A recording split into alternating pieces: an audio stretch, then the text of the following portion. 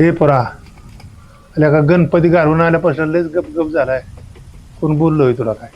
नाही नाही, आपलं असंच. असंच काय?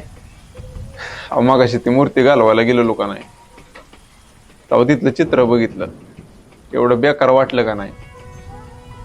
अहो तिथल्या एका मूर्तीचा हात तुटलं होतं, काय मूर्तींचं पाय तुटलं होतं.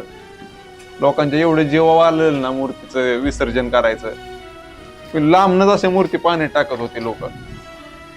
मला एक कळत नाही आबा, एखाद्या गोष्टीची सुरुवात एवढी गोड असते, मग शेवटच हे असा का बरं?